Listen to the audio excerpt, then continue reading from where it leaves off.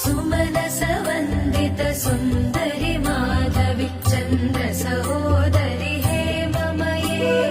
मुनिगणवन्दित मोक्षप्रदायिनि मञ्जुलभाषिणि वेदनुते पङ्कजवासिनि देवसुपूजित सद्गुणवर्षिणि शान्तयुते